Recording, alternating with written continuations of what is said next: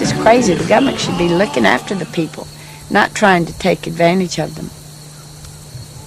You see, in the ordinance itself, it says that there'll be no covered docks allowed. And they talk about the buffer zone on each side of the waterways. That's where they're going to place the trails for the public. I don't want the public walking on around my pond. In fact, if they fall in my pond, it's still my pond, so there'd be a liability issue there. Or if one of my horses hurts somebody, they're not welcomed by the owner, so why would they be allowed?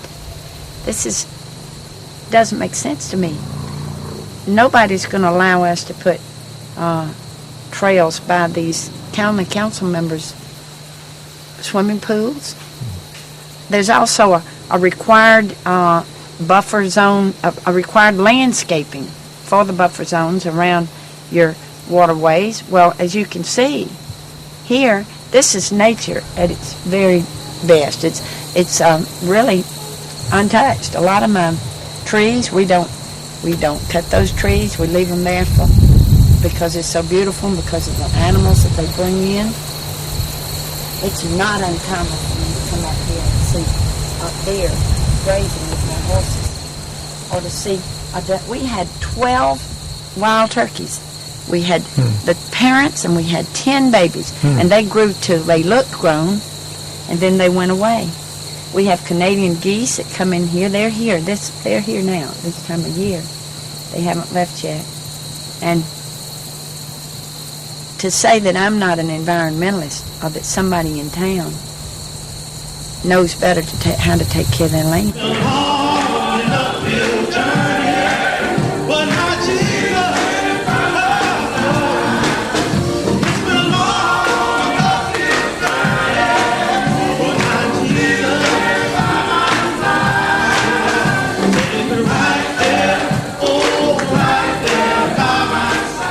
Appreciate you giving us time for this interview. I understand you've been with the county council for a number of years. If you wouldn't mind giving a little background in terms of how long you've been with the county council, your background history, that would be great.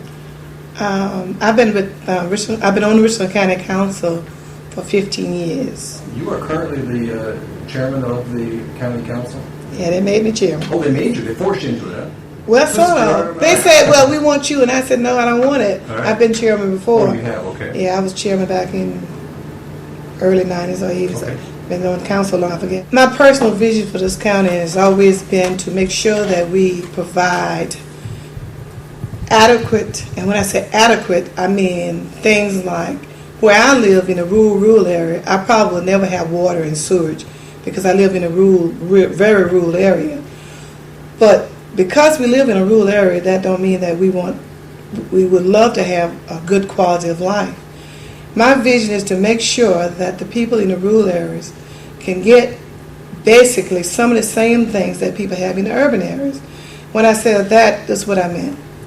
We need to have stores. I drive 30-something miles to the first grocery store, about 28 miles to the first grocery store. For me to go to a movie, I have to drive a little further. For me to take my family go bowling, I have to drive a little further. There's no reason that we cannot make a plan, have a plan in this county where we can have those things in the rural areas also.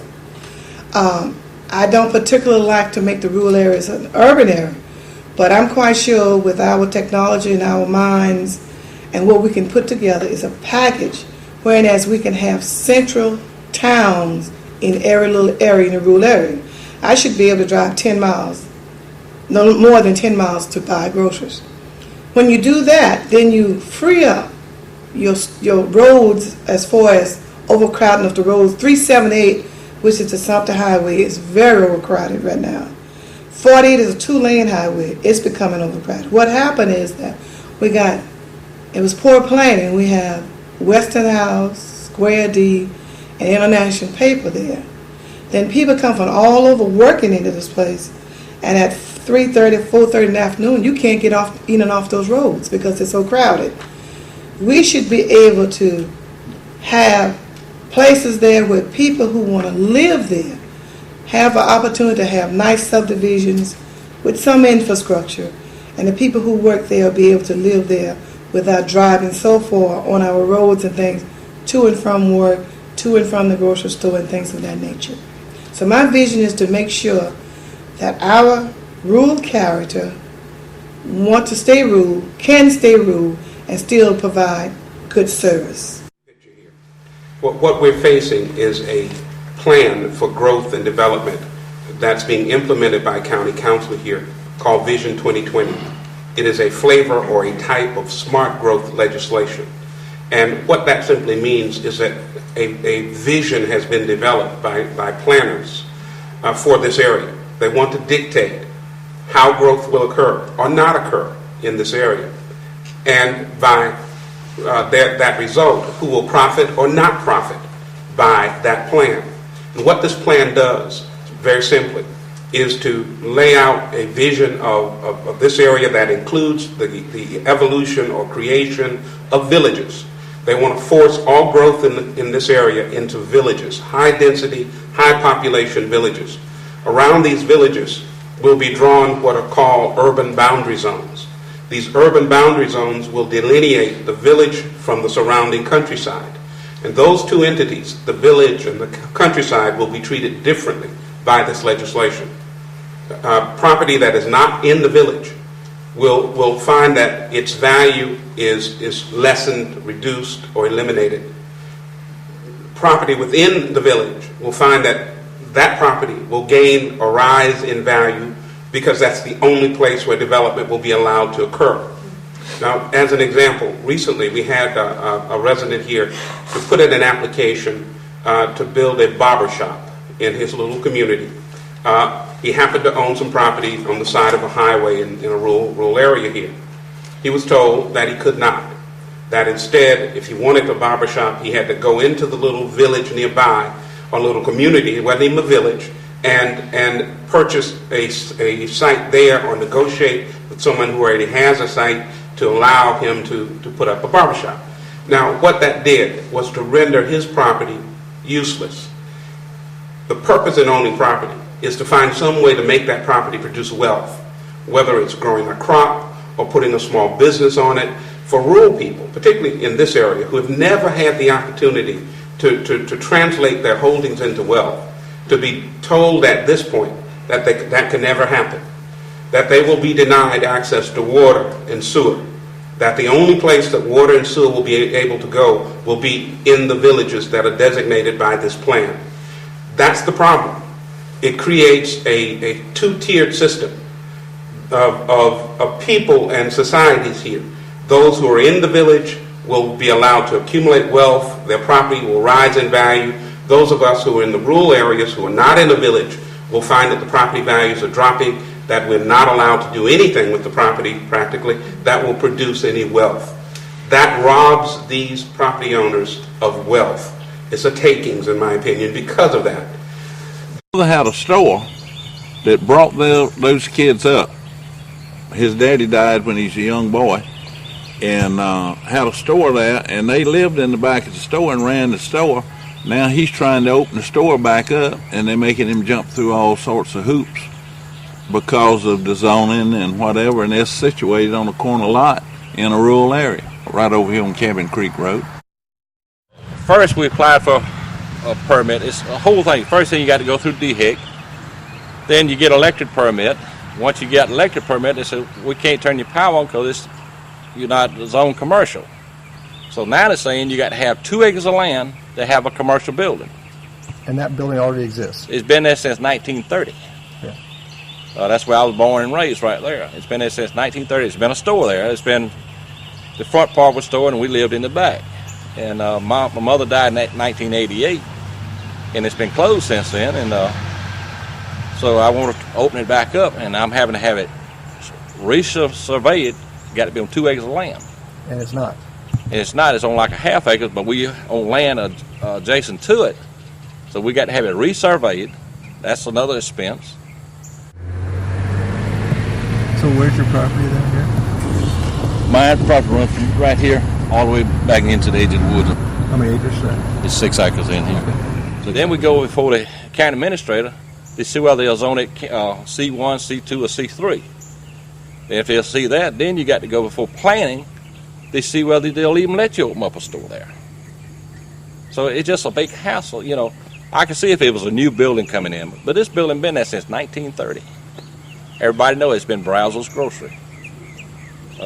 So they're not allowing this area to have something. They're saying this area does not have the right to have a store or something. Well, Because it's in a rural area. because it's in a rural area. Yeah. Anything that's zone rural, and we don't know what the new zoning regulations are going to be because they haven't published a map, and they want all these laws passed. And I'm in a rural area right here, but under this new plan, I don't know what I'll be classified as. Gentleman had a family store down in that area, and he was using another store down the way, and the fellow raised the rents or whatever, and he wanted to go back to his family store that closed in '88 and get that going again. And he has run into brick walls. Because he want to sell beer, and that's a residential area right by a church. Okay, is it? Mm-hmm. Okay. He didn't indicate that. I know exactly who he is, Okay. and yes. Okay. All right, so there's an alcohol license there. The alcohol license, not only that, when you become a residential area, you don't want people to put a store up there by you. Well, why not? That way you can A lot of people don't. walk across to the store. We need to have stores. I drive 30-something miles to the first grocery store. About 28 miles to the first grocery store. For me to go to a movie, I have to drive a little further. For me to take my family go bowling, I have to drive a little further. There's no reason that we cannot make a plan, have a plan in this county, where we can have those things in the rural areas also. No, the store, the beer, the traffic, and all that. People now in the rural area, just because we live in the rural area, we do want a good quality of life. This goes further. The next part of this plan is the ordinances. These ordinances are layered on top of the vision, and the ordinances restrict parcel by parcel, lot by lot, what can and can't be done with the property. There are parts of this area that are zoned as conservation areas to be preserved, and nothing will be allowed to be developed there. And what we're concerned about in this plan is that we've not been allowed to see where these areas are. We've been denied access to the maps that would let us know what areas are being considered to be conservation areas. We're not being given an opportunity to challenge that. If an area that we happen to live in or own is included, we're simply being told that if we want to know about a particular piece, we can come and find out how that particular lot or that particular acre is affected by this plan, but we can't see the entire plan. That's not fair, that's not just, that's not democratic, but that's how this has happened. A couple of folks I've run into in my interviews here in the last week. One was a gentleman that was desiring to start a barbershop.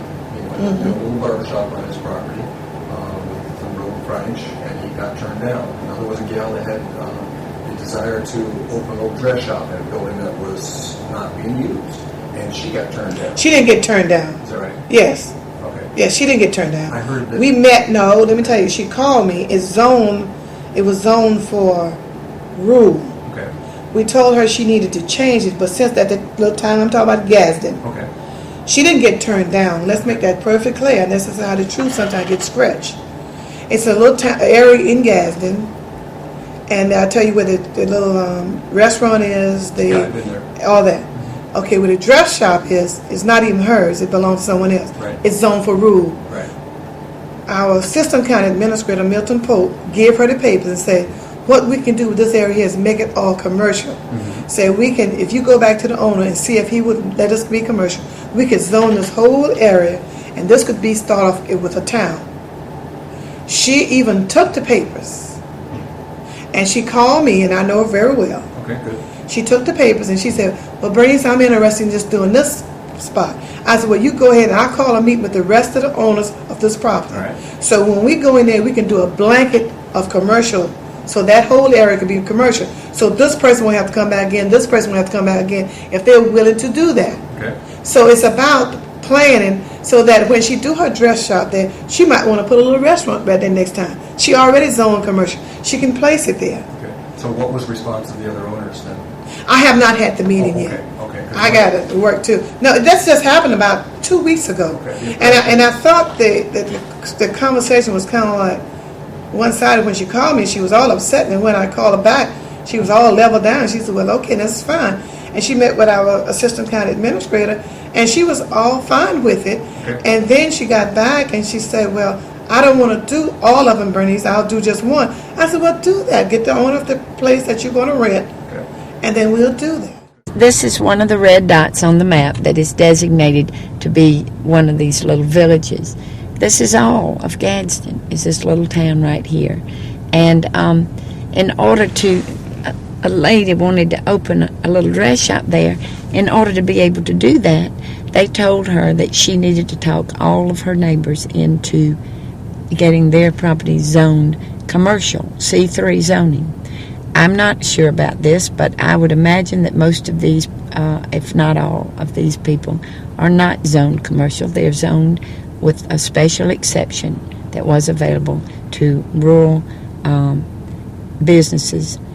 It's just a provision for a particular type of business, and if that ever leaves, if that type of business closes, then it reverts back to rural zoning.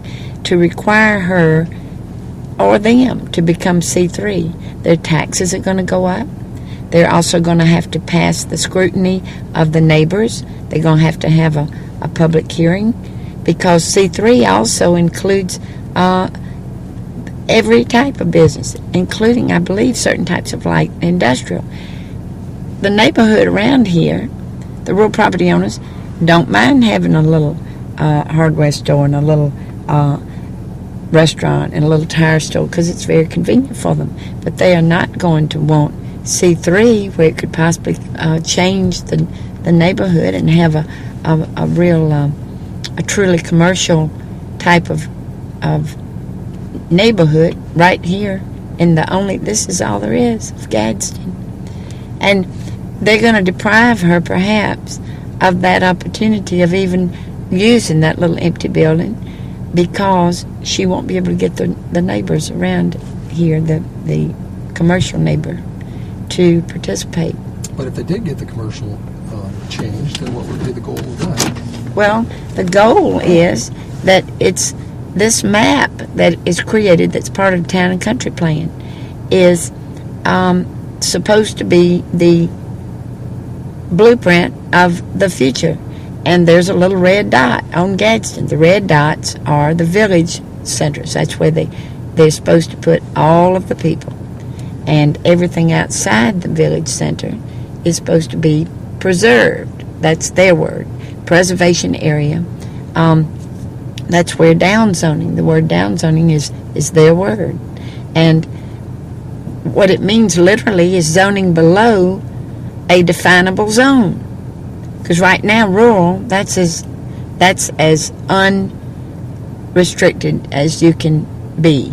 But even rural, heretofore, you could have a little business with a special exception. That's no longer possible. That's not possible today, because they've already done away with special exceptions. But they did it getting ready for all of these other restrictions that are going to be associated with our smart growth plan, which is a town and country plan. And there's another thing that's really dark, really scary about the town and country plan. It says that if you are already zoned for business, for a commercial enterprise or even industrial, if you're outside, if your property is outside the area that is designated for the growth center, the village, then it says in that plan that it should best become green space. Its best use would be for green space, and that their goal is to decommission those properties that are already zoned for other types of development if they are perceived as being outside where they want the growth to occur. And as you get closer to Columbia, there are areas in there that have properties that are rural, that are already zoned light industrial because there has been some industrial development in one particular area that's closer to the interstate. And those people's land is worth $20,000 an acre, zoned light industrial. But if it's no longer light industrial, it becomes rural zoning. And the value of it for rural is probably $2,500 an acre. I think the concern that was raised to myself was that if everybody gets increased, that's going to kick up their taxes and kick them into a whole different level where they've been just fine where they've been at right now. And so they didn't want to change. Nothing stayed the same. Right. Nothing stayed the same. But they weren't and most of those people drive in Lexus. They live in nice homes. I'm just saying, you can. I know because I know the people. I know who you're talking about. All I'm saying is, if this one gal wanted a simple dress shop and everybody else has to change too, they don't have to change. No. Oh, okay. No. We were trying to make a central location for the shop that I'm just give you that vision on of saying, let's put a grocery store right here. It's already zoned. Let's put a nice grocery store here, and everybody can focus in on that. That's about the central location in Gadsden. People on county council, they truly insinuate that everybody in Lower Richland is out there paving over their farmland. There's no question about it. We are being portrayed as these evil developers, which of course you can ride for miles and not see a single scrap of pavement. You can go for miles without seeing an extra home. The other thing is, when we're talking about the manufactured homes or mobile homes, that is often a way for families to get started. And these new rules are making it very difficult for people to live in a manufactured home. Now, I can take you through the community, and there is no real class consciousness in the rural areas. We're all good neighbors. You might see a manufactured home here, a mansion next door, and a medium price or a $235 subsidized home mixed in together. This plan and this ordinance they make that impossible in most of the county where these development areas are going to be. But I don't care. I'm not going to force my desires and needs on the people who live in subdivisions because that's their business.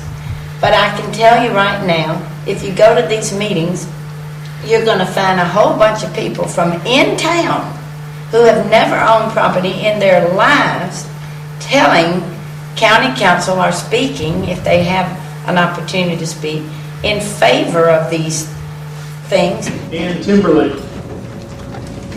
Emma Myers was on deck, please. Hello, I'm Ann Timberlake. I live in town at 105 South Greg Street, and I grew up here in Columbia.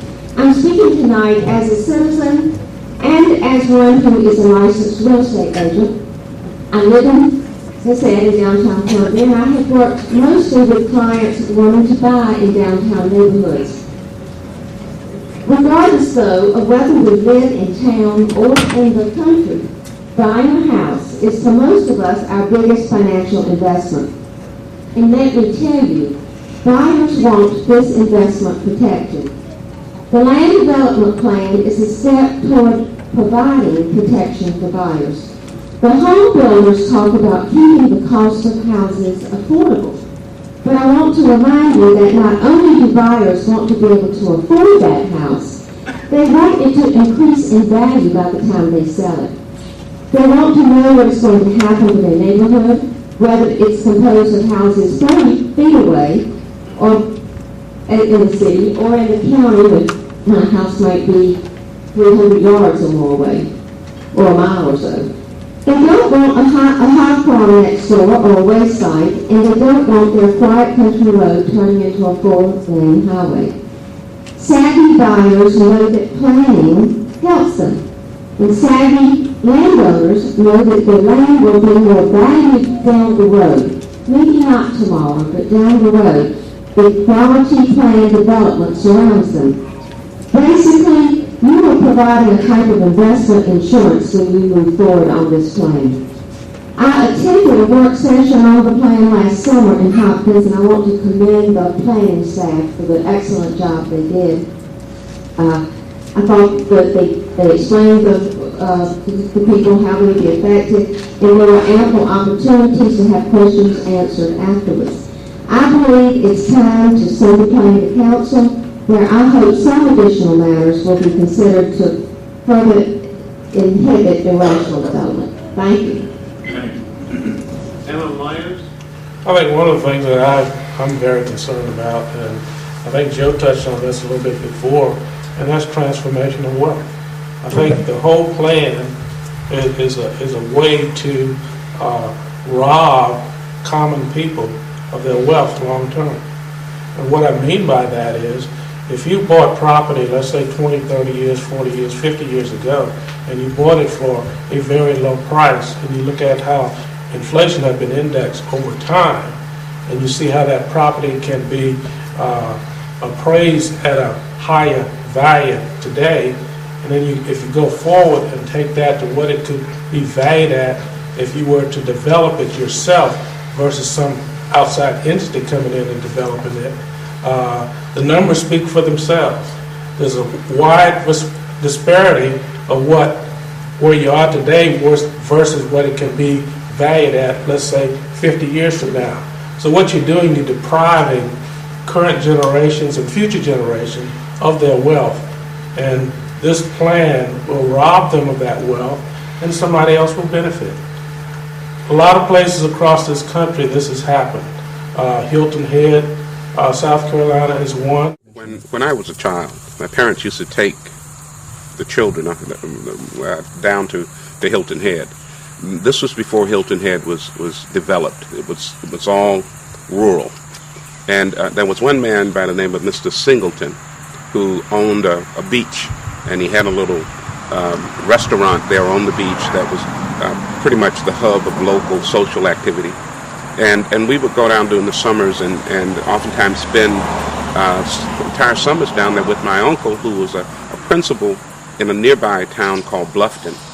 And we would spend many hours at the beach at Hilton Head.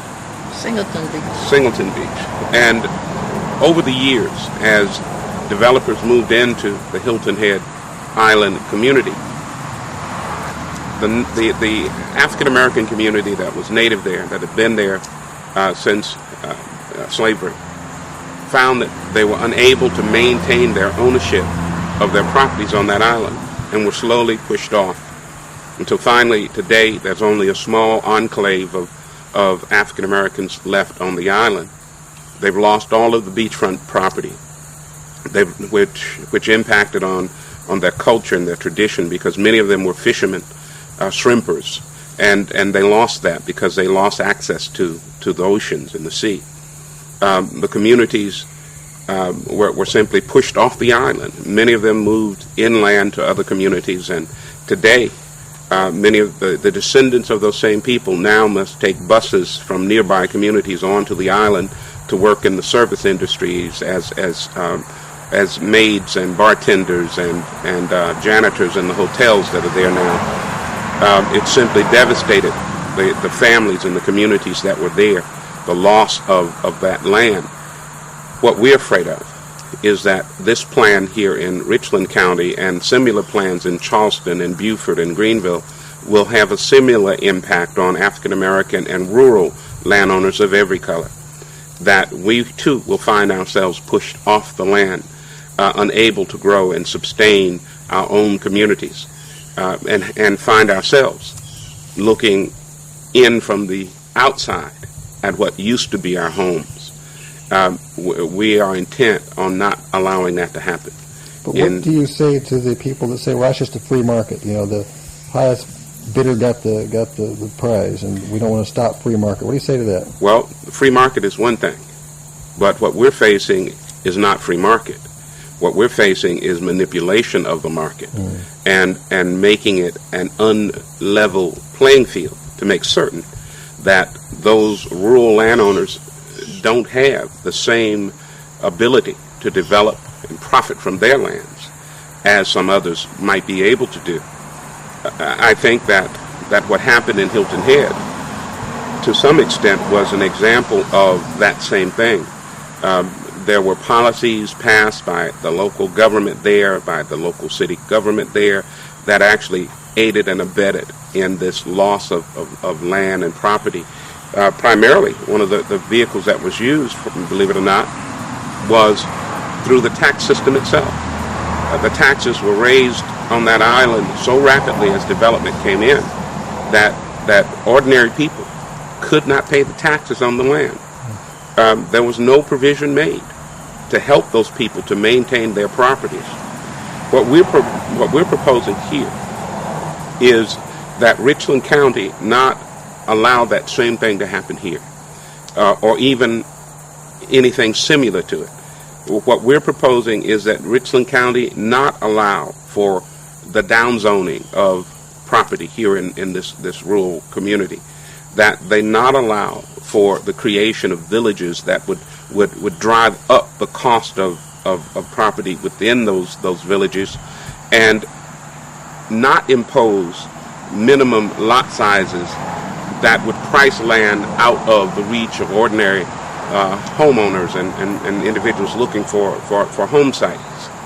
We're proposing that they not strangle our community with ordinances that will prevent people from being able to turn their land into wealth and profit that their descendants might profit from. If we're able to accomplish those things, then we can say that it's a fair and open process. But thus far, I don't think it is. I don't think it's fair. I think the land use plan being pushed by Richland County at the moment, like the one in Charleston and like the one in Beaufort, is unfair and needs to be spoken against. An example of that is Mr. Singleton's daughter. The little shack that he had on Hilton Head, she remodeled it and made it into a seafood place. You could go in and buy shrimp and whatnot. They burned it. Somebody set it afire, burned it down, but she had a little bit left so she could rebuild it. They burned it again. Then they told her that it was too close to the ocean and she couldn't rebuild.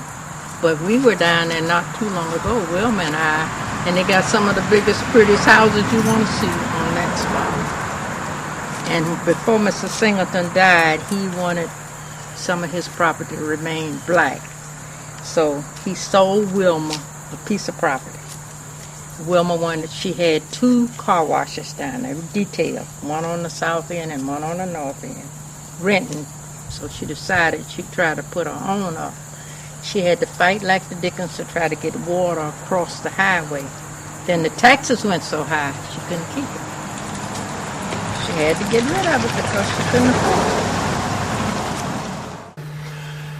And I have seen this plan, or a similar type plan, implemented in another state where I live, where they literally called the law on me and held me captive for over 2 hours while they sent an environmental inspector out to inspect my property to make sure I had not cut down a tree that was too big, I had not cut down the wrong type of tree, and my mobile home that I was putting on was put where they wanted it, and my septic tank was marked out where it was supposed to go, and my well was being put where they told me to put it. And they held me for over 2 hours with a deputy sheriff from Leon County, Florida, holding me there against my will and preventing me from leaving. And this is in the same ordinance. They can do this. This is a rental land. You were renting this land?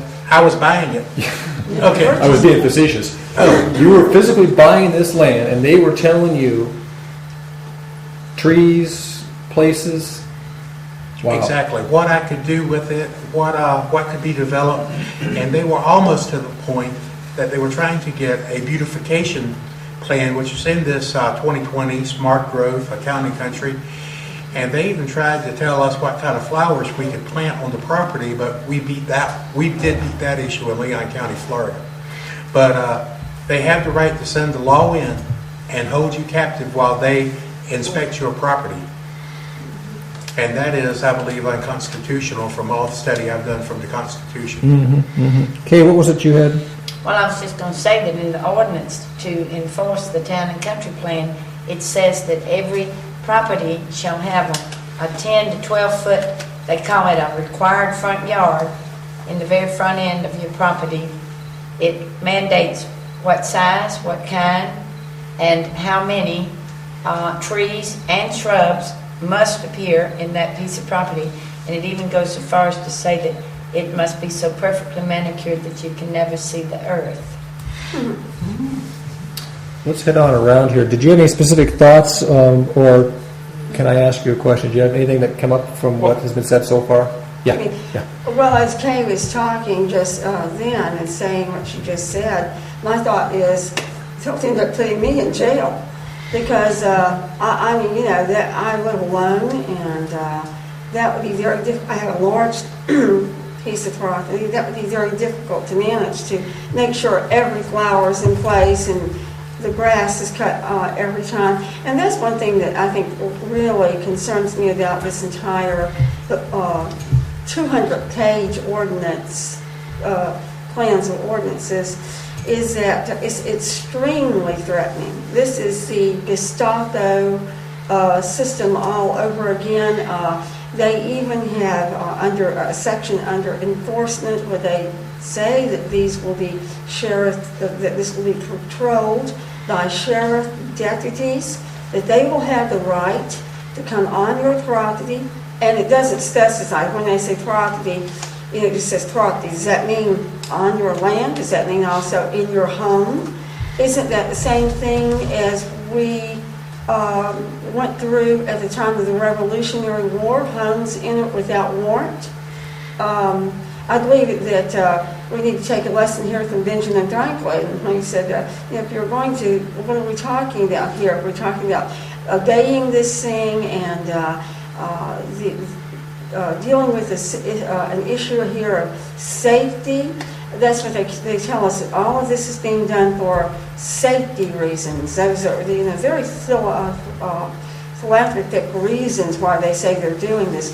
But as he said, you know, when you give up your liberty for a little bit of safety, you deserve neither liberty or safety. And that's something that I think that we are real concerned with, is the enforcement issues that this ordinance deals with. And also, one other thing is that this ordinance, if you look at the number of pages and what it says, you need almost an interpreter to interpret it for you.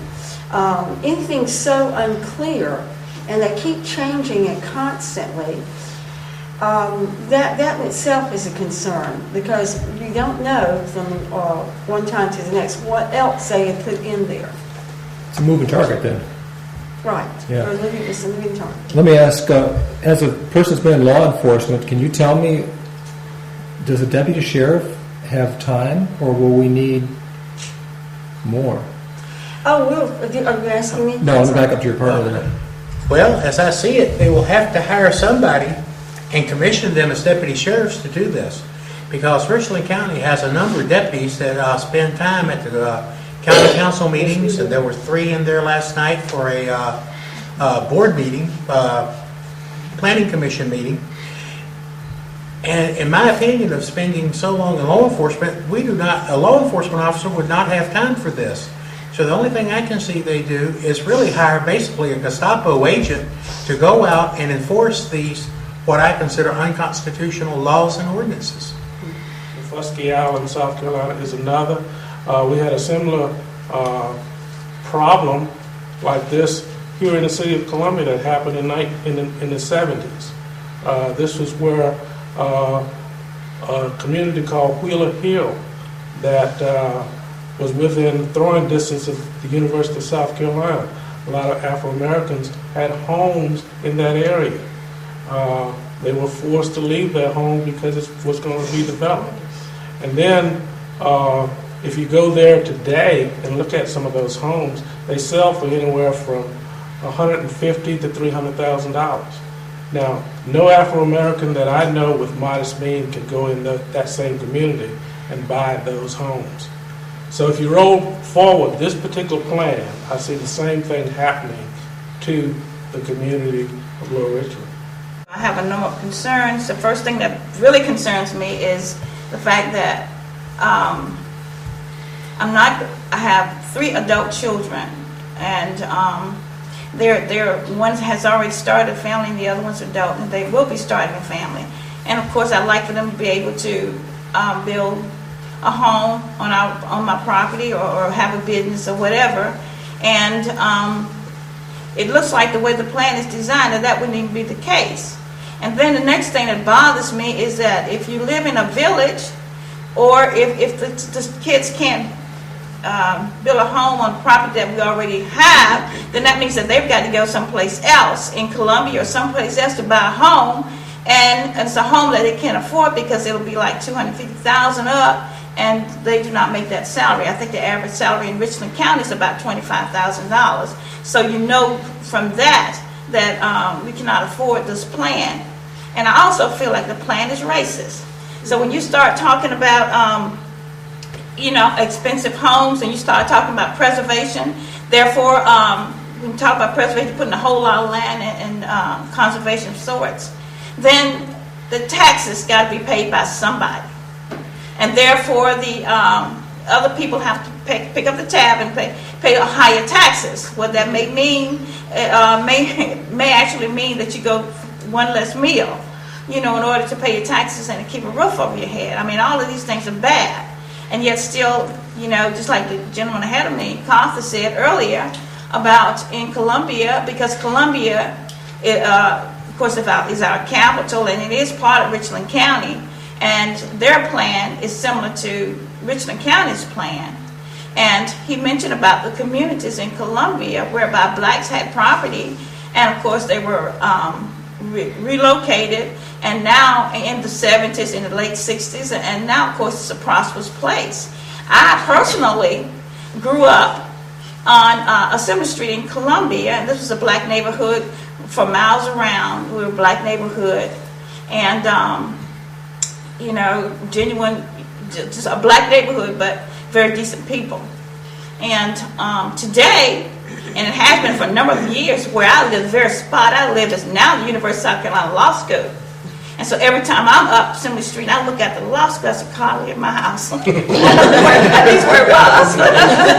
And there was just so many businesses there on the main. And in other words, the university has taken up a whole lot of what black property was, or what we had, and expanded the university. Nobody has anything against education, but that it just lets you know, and they didn't provide any place for you to stay. You just had to go out and try to find some place of your own.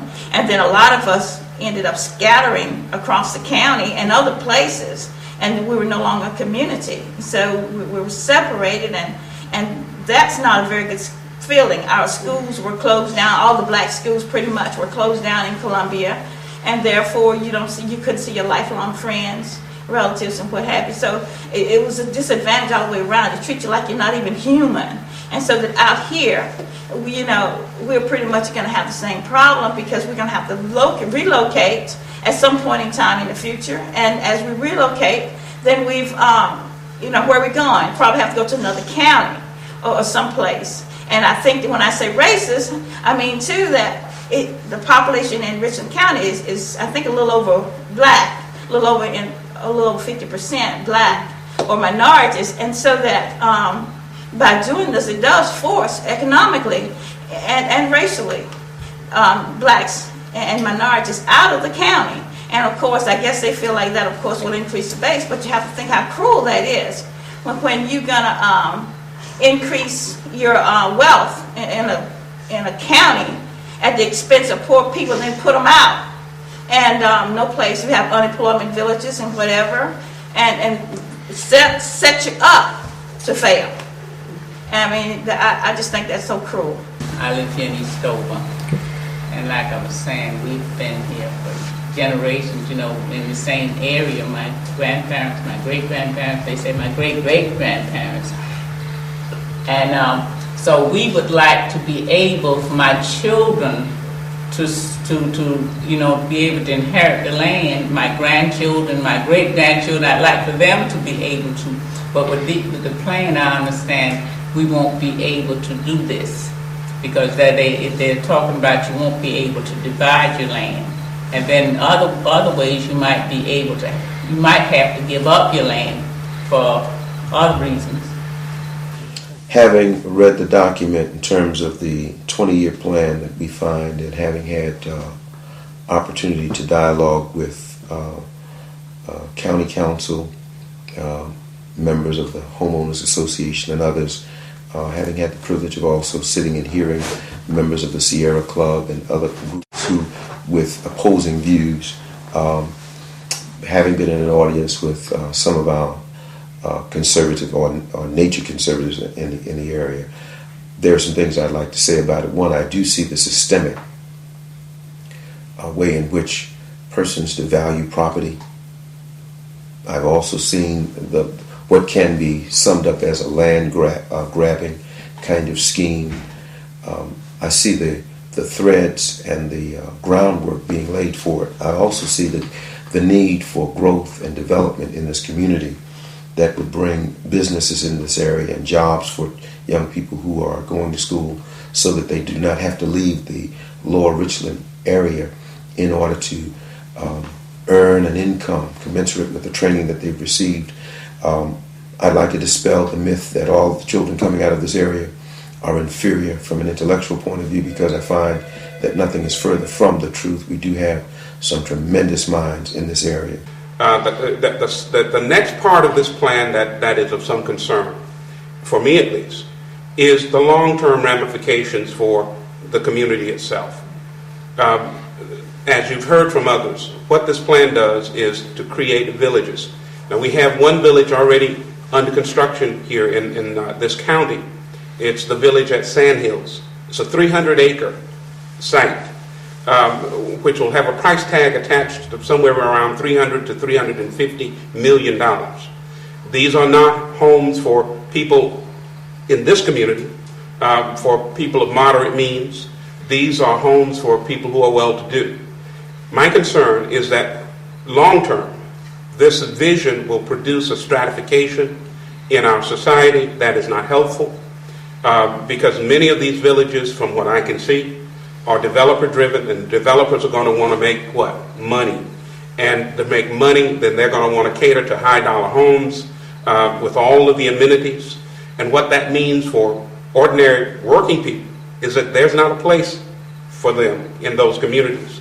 It means that the county is moving to implement a plan that is at its heart a form of social engineering that actually ends up dividing people by income, and at the end of the day by their social status.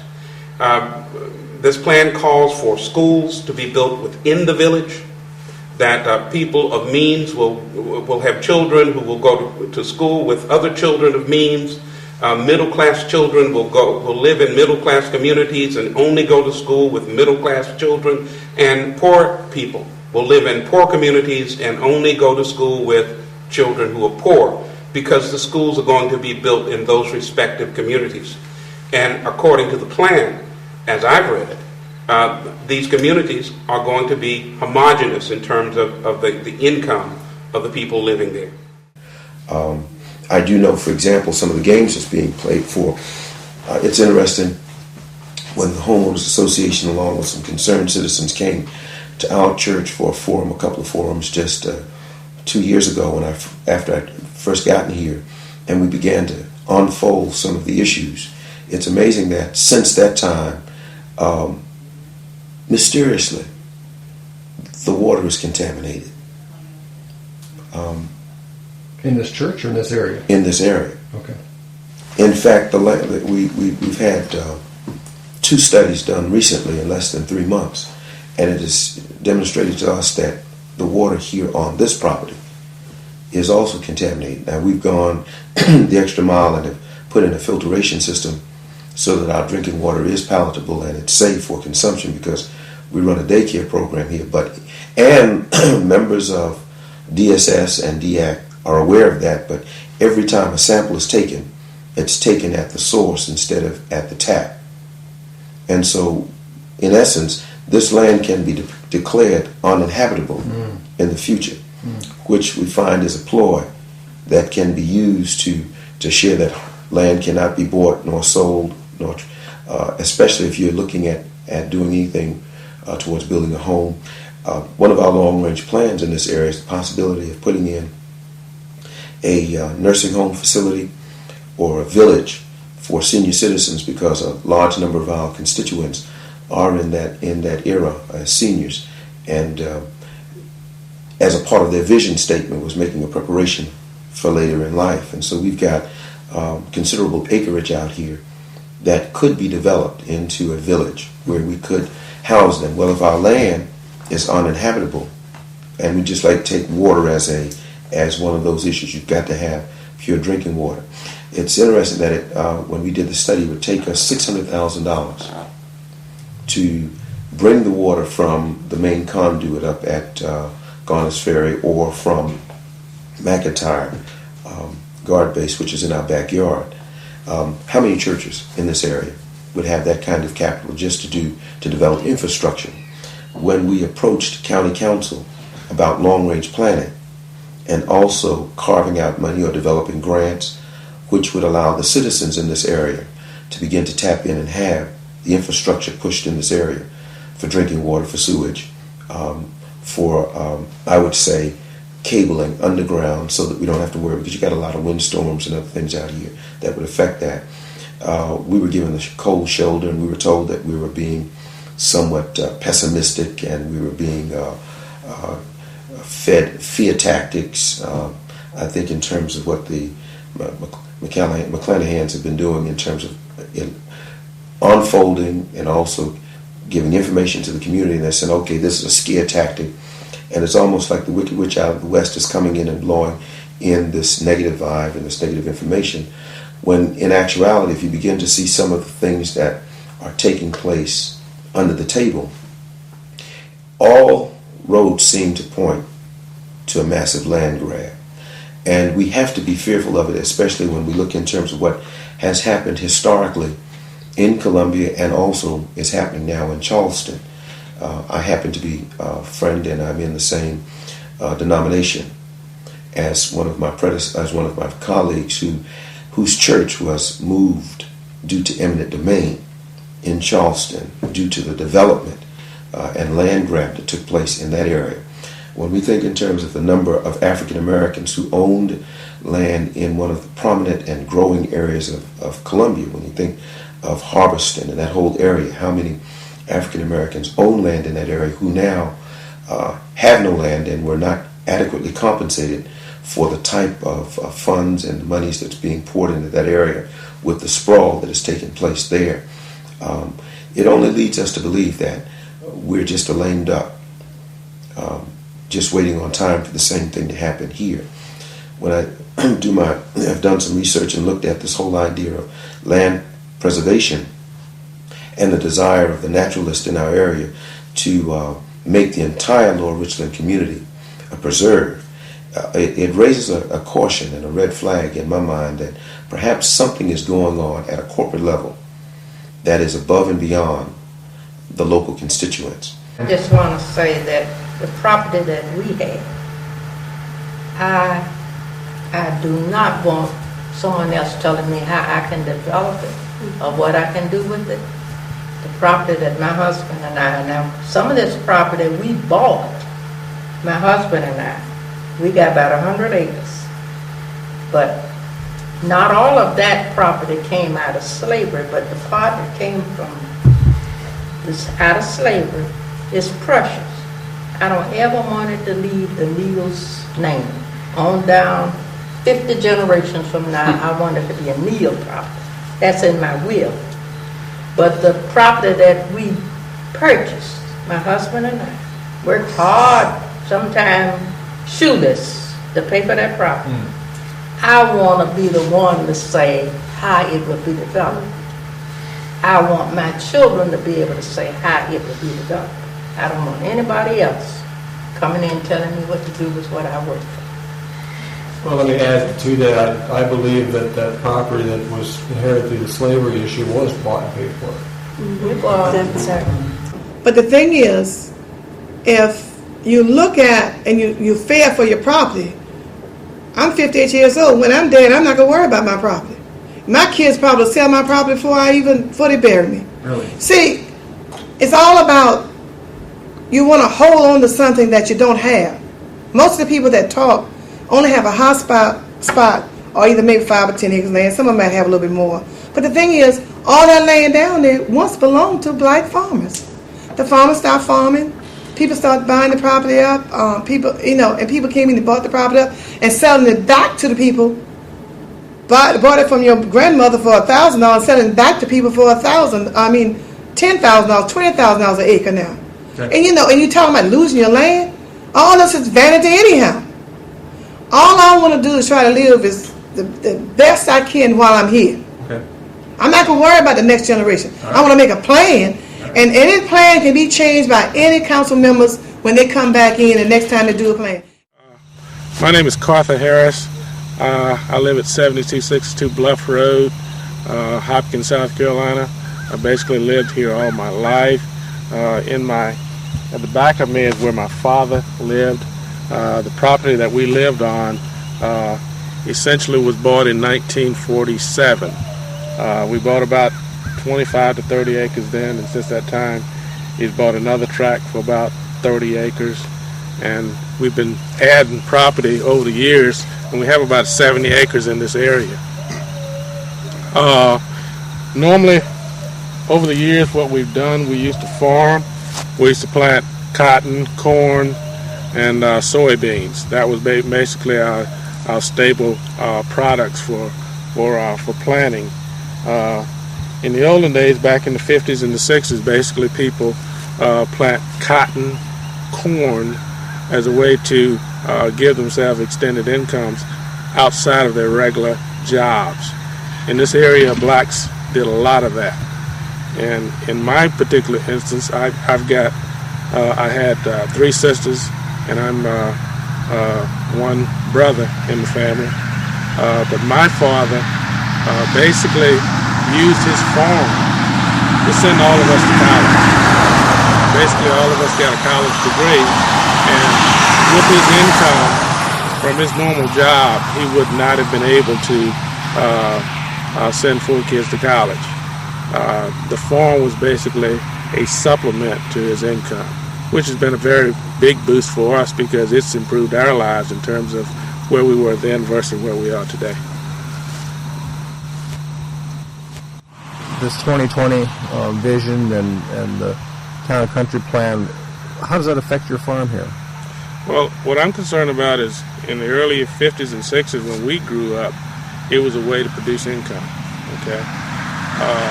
Even as farming became less profitable, or not profitable at all, families had intended that farmland would increase in value. And then over the years, you would have a substantial windfall, even in terms of an asset on your balance sheet, or if you wanted to sell it, you would have substantial income. Take, for instance, if you got 70 acres and you could get $10,000 an acre for it, you're talking $700,000. When we get concerned about the county and what they might do in terms of downzoning, that $700,000 could be $100,000. That's quite a difference between what a family can use as a base to go forward, as opposed to having something that's been devalued and taken away from them, and having less to go forward in terms of establishing a better life for especially the grandkids and the great-grandkids. So how do you see this plan affecting your family? Are you able to divide this property among your family, or is there concerns there? There are some concerns there. Basically, for the immediate generation, that's not an immediate concern, but going forward, for grandkids and great-grandkids, that's a very legitimate concern because we don't know how it's going to end up. We don't know how many homes you can put on an acre. We don't know exactly what kind of improvements you have to make just to put one house on a parcel of land. My problem, not even getting into the plan, is how it was set up, who's supporting it, and who's pushing it, and why. And you look at all these conservation groups, A conservation group, if it does not acquire land, it's out of business. I mean, that's its sole purpose in life is to acquire land. So that automatically puts them, they got to get the land from somebody. And then you got the other people who own the land. And then you go on there and you look at the people who write the land, the planners. Most of the planners that wrote this particular plan were not from South Carolina. They weren't from the South at all. They were from Philadelphia, they were from New Jersey, they were from Orlando, Florida. And the plan was written as a generic plan to fit all situations. Then, when the plan is presented, everybody that supported the plan, you look at why are they supporting the plan? Well, all of the consultants were supporting it because they were getting paid to push this plan through. The staff were supporting it because they get paid to run this plan. And the county was supporting it, I don't know why. Because with 11 members on that county, and we're talking either about the comprehensive plan, and I'll go as far as to say this development code, of those 11 members, I will just guarantee you that only one person has ever read and understood that plan in the entire council. Now there's another 2 or 3 who may have tried to read it, because it's a difficult thing to read. And they didn't understand the plan. And the rest of them have absolutely no idea what's in there. And if you talk to them, they will tell you immediately they don't know by the way they answer their questions. They'll say, I'm for the plan as long as I get infrastructure. The plan says you don't get it. So obviously they don't have any idea about the plan. They'll say, I want connectivity between all the groups and for trails and for roads to go from one district to the next. And the first time they try and put a road through their district, they say, no, that's not what we want. So they have no idea what the plan is. It's great as long as it doesn't affect my district. Then you go out to it, you pick up the plan, which we have done time and time again, quote what is in the plan, and say, that's wrong. And they will tell you, and they've told us over and over again, I don't care what it says, that's not what it means. Now, when you pass an ordinance that can be interpreted any way the enforcers want it to be interpreted, it's very difficult to argue with this plan. I mean, and actually, I happen to think the people who wrote the plan were incredibly stupid. And the reason they were so incredibly stupid, they wrote down everything they were going to do to us. They wrote down that there is going to be no growth in the white population, all the growth is going to be in the black population, and we've got to stop growth. Which, to me, I mean, if you just take A equals B equals C, we got to stop the black growth. That's what it says in the plan. And I remember the day we found that out. I mean, I was so shocked, I couldn't believe it. And I had read that same page at least 6 times before I understood it. There's one point that needs to be made about the statement Bill just made. In the 1990 census, it showed that Richland County in that 10-year period grew by 54,000 people. Of that 54,000 people that moved into Richland County between 1980 and 1990, only 961 were white. So you have net growth of 53,000 blacks moving into Richland County in that 10-year period. Or being born. Or being born. Or being born. Okay. What that meant was that Richland County was growing, the population in Richland County was growing very rapidly in the African American community, the minority community. And I really believe that's a great part of what spurred this plan in trying to capitate this growth. Because if you note, most of that growth was in the rural communities. Columbia is a city of about 100,000 people. It's been a city of 100,000 people for a number of years, which means that the growth was not going into the city, it was going into the rural communities. And that growth was occurring in a number of ways, primarily in this area.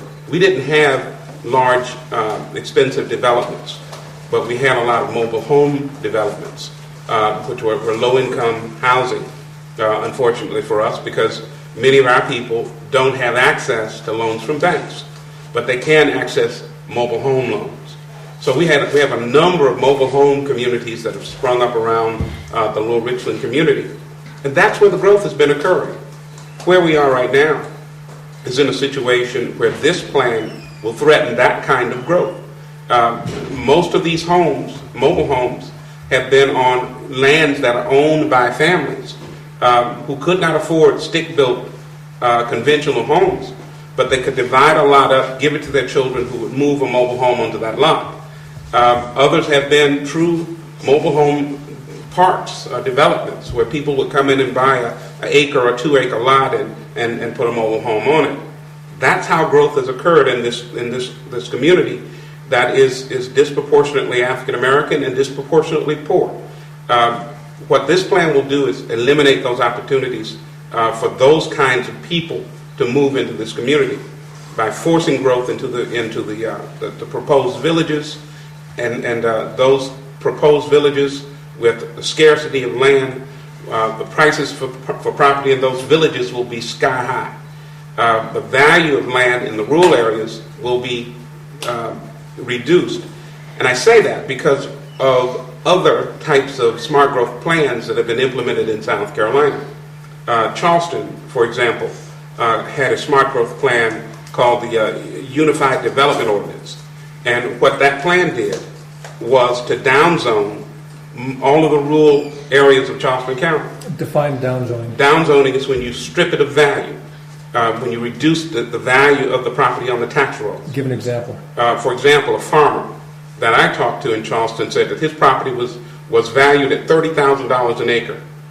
After the property was reduced in value by the county, his property was then $10,000 an acre. Okay, he was never paid. How did the county reduce that value? By saying it's not as valuable? By the assessor? By assessor. By changing the assessment on the property. Wow. And by layering ordinances over the property that doesn't allow for certain kind of uses. For example, if I happen to own a rural piece of land that I have the potential of selling to put in a housing development or a business, that has a lot to do with what the market value of that property is. When the county comes in and layers an ordinance over my property that says that you can't put a housing development there, you can't put a business there, the market value of that property drops. And that's what happened in Charleston and other areas of this state. Beaufort County did a similar thing. In Beaufort, for example, one of the things they did that was very disturbing, Beaufort required a landowner who wanted to divide his property to do 3 different surveys of the property. He had to do a boundary survey to mark the boundaries of the property. He had to do a survey of all trees on the property that were 4 inches or larger. And he had to do a survey of any endangered species who are on the property. Now, in the instance where you have rural property with lots of trees, the cost for doing that kind of survey is simply outrageous. And ordinary people could not possibly afford to do that kind of survey. Which means then if they can't do the survey, they can't divide the land. If they can't do the survey and they can't divide the land, then the children can't receive it. That's the problem. Those are the kinds of ordinances that we're afraid of. We've seen it in other places in South Carolina. We can see where the infrastructure even now is being set in Richland County to do the same thing here.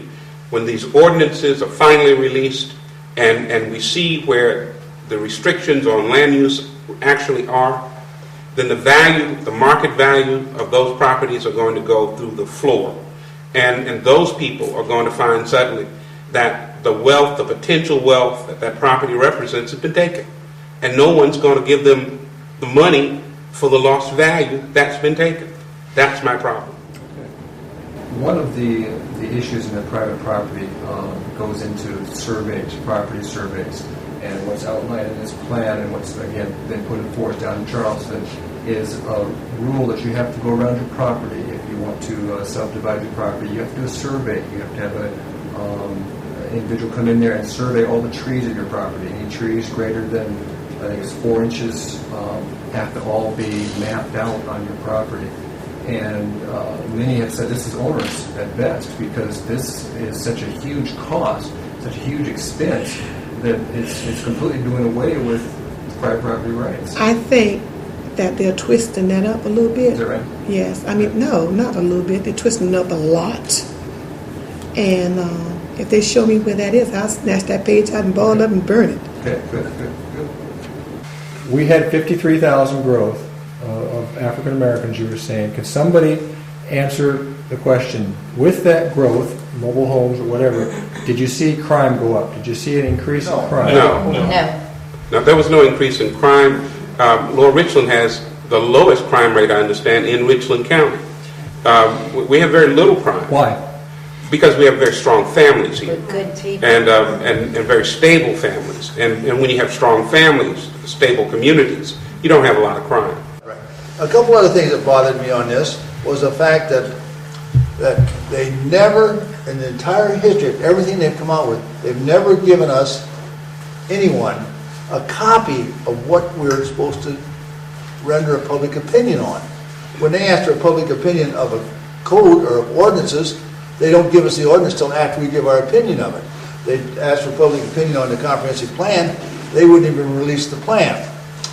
And when they came down at a meeting, they would get a cheat sheet of maybe 3 or 4 pages prepared by Benchmark, and this was what that comprehensive plan consisted of. It was in 3 or 4 pages, and they would look through it and they'd say, "This is good. I'm going to vote for this." Executive summary. We had an executive summary, right, and we had several hundred pages, and would say, "But what about this? What about this?" And they'd say, "Well, I don't know what it says, but that's not what it means." And nobody ever read it. Another thing that bothers me really bad is everything is in such a hurry. We got to pass it now, or something terrible is going to happen. I mean, we got to pass the plan. They passed the plan one day, had first reading on the ordinance, and the ordinance hadn't even been written. And they approved the first reading of it, of the interim ordinance. And this has happened over and over again. Right now, at that meeting last night, the latest publication date is September 11th on the development code. And they told you, this is incomplete. It hasn't been updated. But you're supposed to give citizens input on it. How do you input on something that hasn't been written? I mean, I've gone to meetings where we had citizens input on a subject, and you don't even know what it is. They haven't even named what the subject was yet. And yet it was citizens' input. But there's such a big rush. November, they got to have all these codes in by November. Inherently, it sounds dishonest. Now, I haven't even mentioned what the plan said. I found a lot of things I didn't like about it. But how the plan was developed, presented, and has been pushed through is just enough to make me take the side against that plan. I think it's important that we do a great plan, put infrastructure in some areas where we want to be infrastructure. And we got horses and cows there, and the people who want to keep the farms, they have an opportunity to do that. People can do whatever they want to do with the land now, in a sense. And people saying, well, they're taking my land. When I'm dead, my children will be not, they can get rid of it. I know they will. I don't care. Okay. You know? Several people have said that they believe that they will not be able to divide their land because of this. They believe The reason they believe that is because they've looked at a similar plan in Charleston. Tell them I'm so sorry. This is Richland County. Okay. They will be able to divide the land. But this plan here has the same earmarks of that plan in Charleston. Well, I'm so sorry. If they tell me for a specific page, we just pluck them out. Okay, good. That's what they want. They want. Well, they need to tell me that. Okay. 6 years begging them to tell me what they want or what don't want. Okay. You know, and I understand this, but you a stranger come along and say what you don't like about the plan. They can tell you everything, and they don't even talk to me. Okay. I heard last night at the Planning Commission public hearing about this 225-page ordinance. We were given 3 minutes per 76 pages of law. We were given 3 minutes for 225 pages, 1 minute per 76 pages of law to give public opinion on something that is not completed and there are no maps.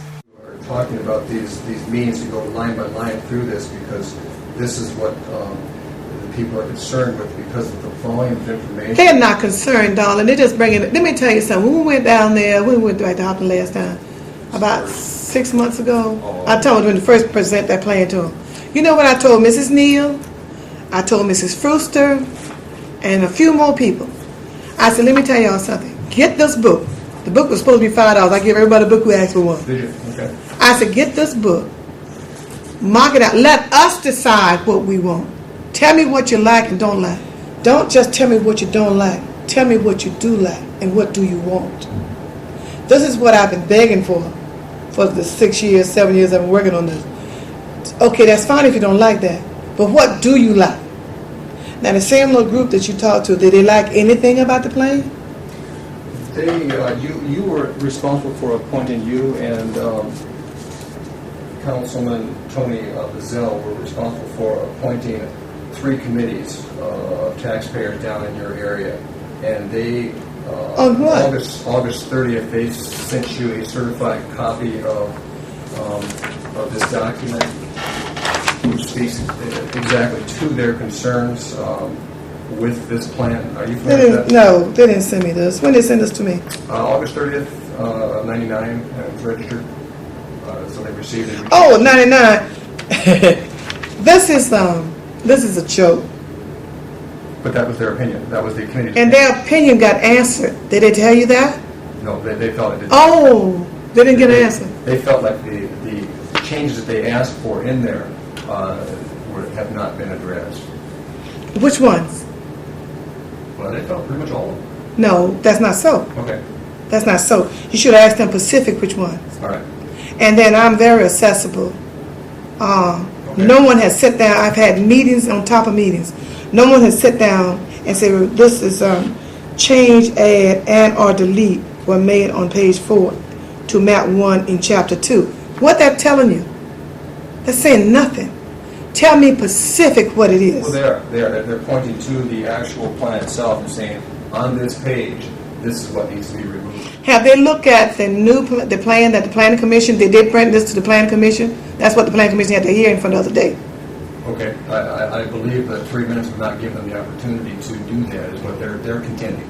They're saying they have some significant areas of concern, and they're only allowed 3 minutes to speak to them. I have some significant areas of concern of somebody talking about something for 6 years. Okay. If I asked them, let me tell you what I did, and I did this. I went back in the community 6 years ago. I went to each one of the areas. I said, y'all select your chairman and your vice chairman and whatever else y'all want to. Okay. Bring me what you want in this area. And that's what that document is. Throw this all the way out. Don't even worry about our document. This document here saying what they don't like about the plan. Right. Tell me what you want. Okay.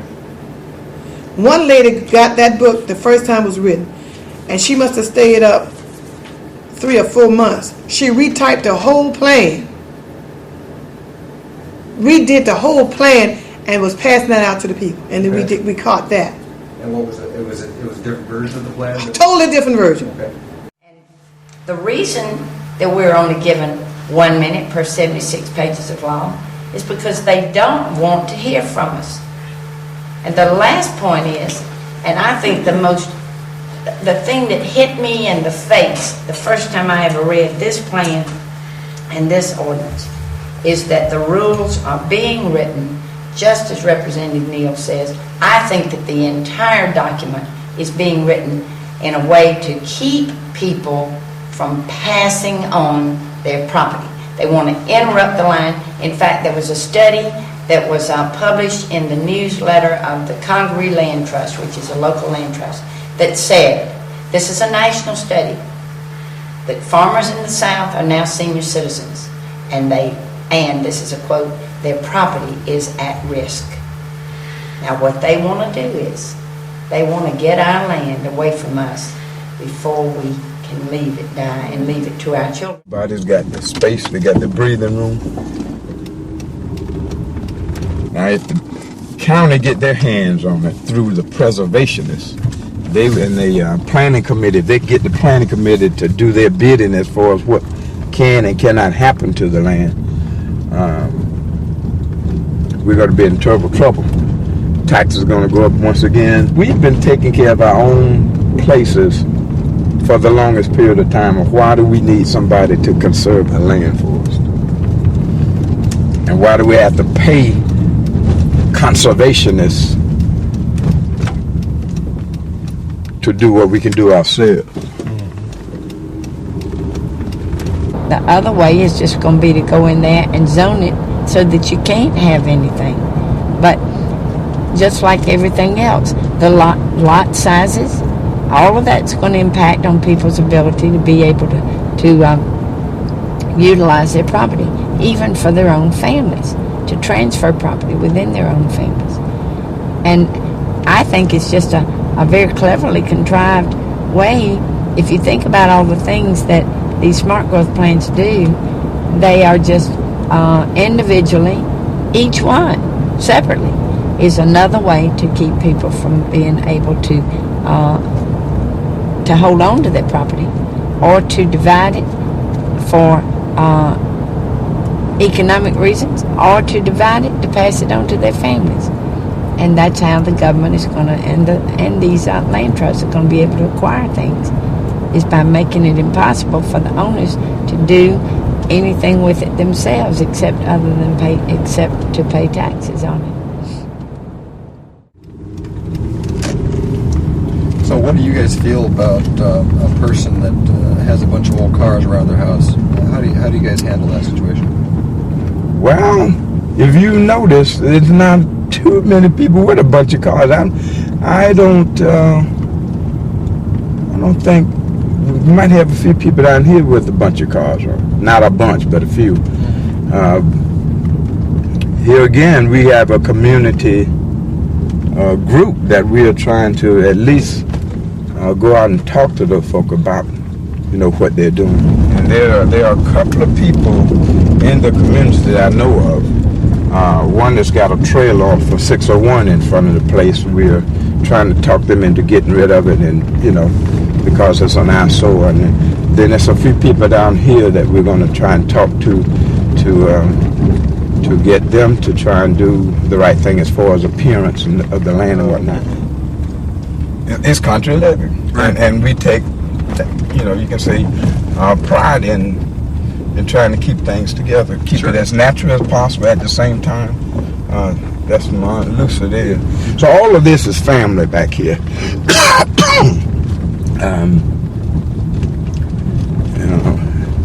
He's got cars here because he's got a maintenance shop there. We try and keep our vehicles. If he's got time, he work on vehicles for everybody in the community. So what you're seeing is not urban sprawl. So, if this is what, if you've taken pictures of this, if this is what they're talking about doing, it's already being done. Right. You see. Most of us are for some development because we need jobs. I mean, we want to increase our standard of living. We want to be able to, do like anybody else, and of course that means jobs. Now, we're for some development and things that we need, but we're not for development so crowded and congested like some areas in Columbia. We're not looking for that. We just want scattered development. Joe Neal over there is a Democrat, and I'm the former chairman of the Richland County Republican Party. We agree completely. We are absolutely together on everything he said about this plan. It's not a matter of Democrat or Republicans. It's just that they have a similar interest. Personally, I feel like it's a one-person driven issue, and the person who is driving it has been able to persuade the other council members to go along with it. And as far as the philosophy that underlies this plan, which is something that Lily just referred to, and excuse my language, but it's based on I've got mine and to hell with everybody else. That's what the whole thing is based on. We all know from studying economics that when you reduce the supply, particularly when you reduce the supply artificially, you drive up the price. And what they're trying to do is to take an entire section of the county, or a huge portion of that section of the county that is essentially undeveloped now, and they're going to take it off the table where it cannot be developed at all, ever. This has two immediate results. Number one, it drives up the cost of all the other housing anywhere in the county. And number two, it drives down the value of the property that these people in this area of the county have owned, as they say, for generations.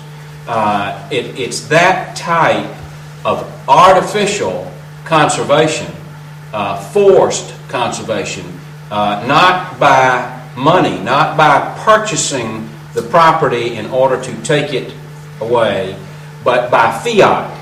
And it's this that's so dramatically unfair in terms of the way this thing will play out.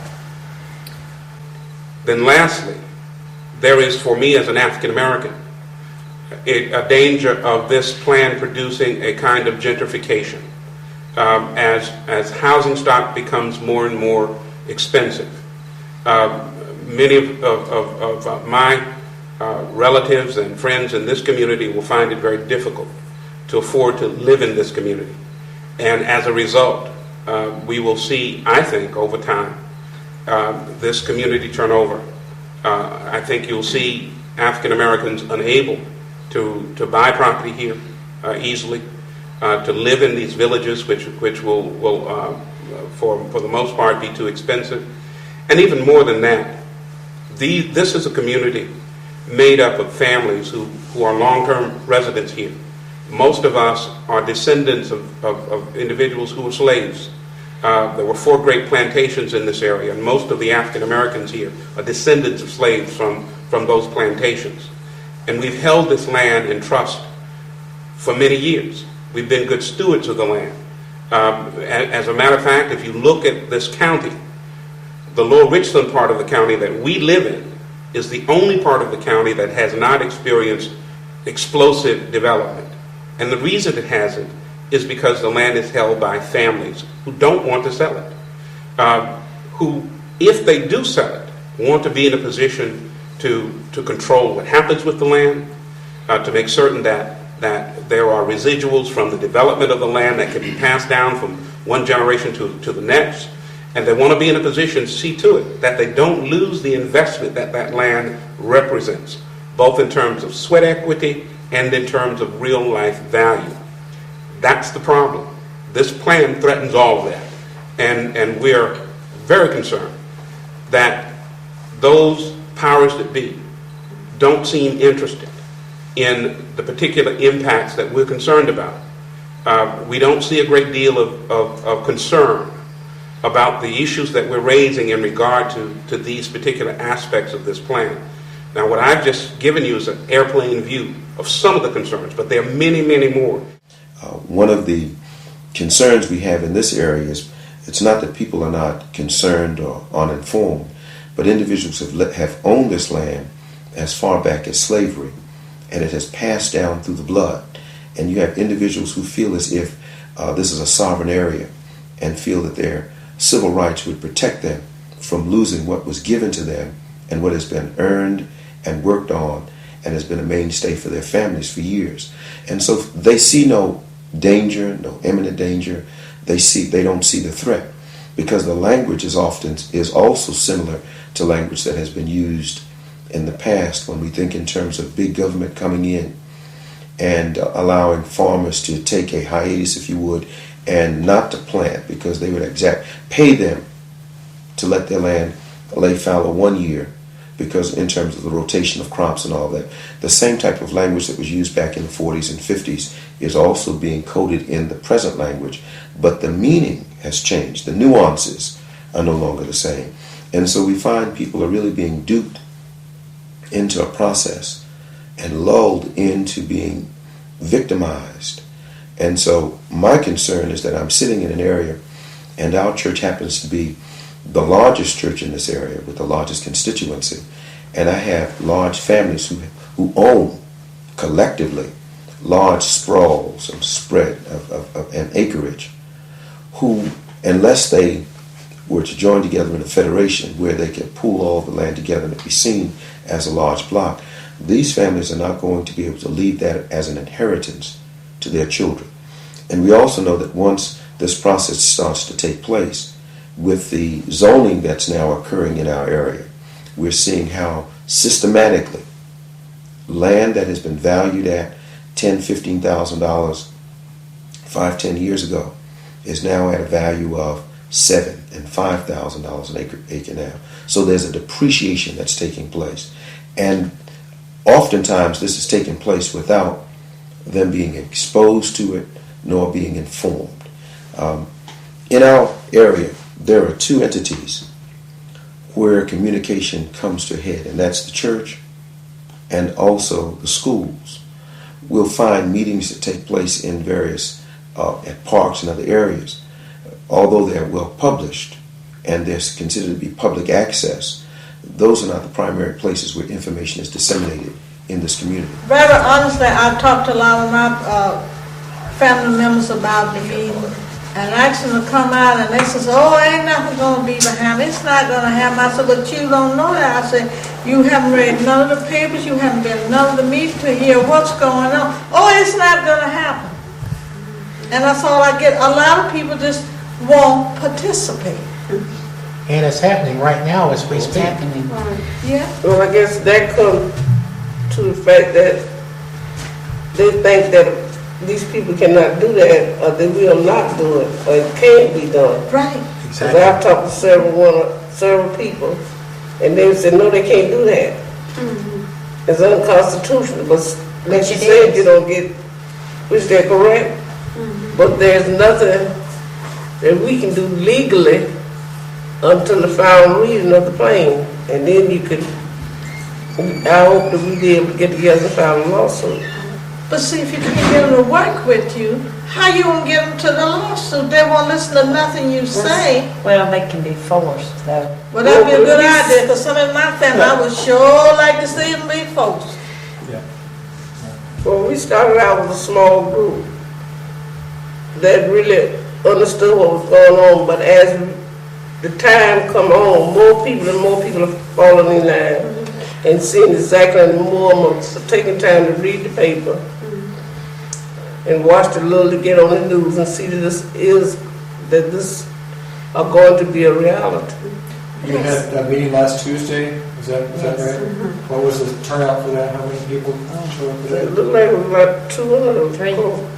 They counted 330 people. It was happening.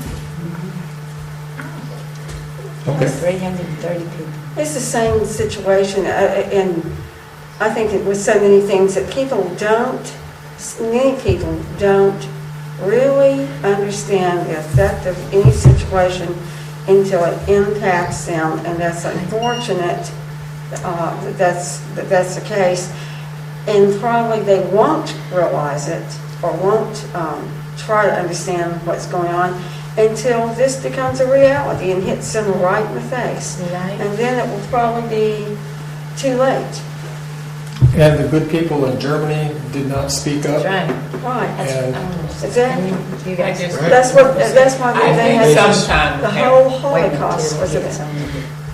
Moselle? I think what happens is most people trust their leaders that they put in office, and they have a lot of faith in them.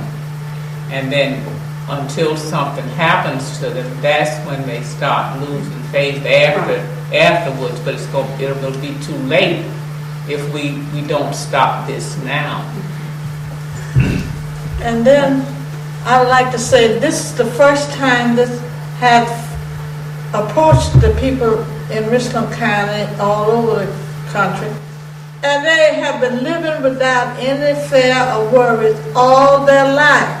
So they feel like these last couple of years is going to be like the past, it is not like that, because they're trying to take everything away from us. And they can't see it, that things change over the year and people do ugly things over the year. But they don't understand that. It's just like, World War II. We didn't want to get into the war. I mean, the United States said, no, that's not our problem, until Pearl Harbor was bombed. It always seems to happen that people have to have some kind of major catastrophe, and we're hoping that, hopefully this video will maybe this is unrealistic thinking, that someone will see this and will realize it before the catastrophe happens.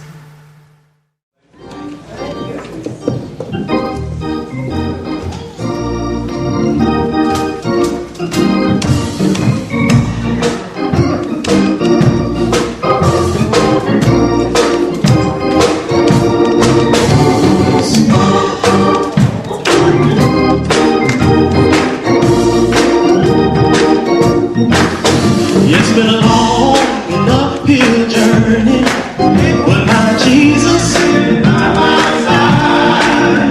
It's been a long and uphill journey, but my Jesus. I received a degree from Columbia Bible College, a bachelor's of science, and I received a Master's of Divinity from Virginia Union. I've done postgraduate study in the area of communication at Boston University, and getting ready to get back in school to pursue a doctoral degree, probably either here at my alma mater, Columbia International, or at Virginia Union School of Theology. One of those two, depending on commuting and the level of work and the amount of work I have to do here at the church. But that's where I was. Military, Air Force, chaplain. Served in the chaplaincy for 7 years reserve, 11 years active duty, resigned my commission. My name is Laverne Neal. I taught school here for 30 years. I graduated from New York University, and childhood education. I am the mother of 4.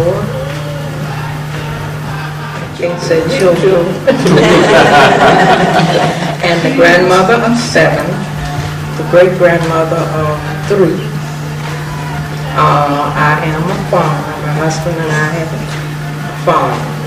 A tree farm now. We used to grow cotton and corn, chickens and cows and so forth. But now I have a tree farm. I'm Rusty DePass. I'm a commercial and industrial real estate broker in Columbia. Graduate of Clemson University. I've lived in Columbia for about 30 years. And I don't own any rural property, but I aspire to own rural property. My name is Lily Bates, and I'm a retired teacher.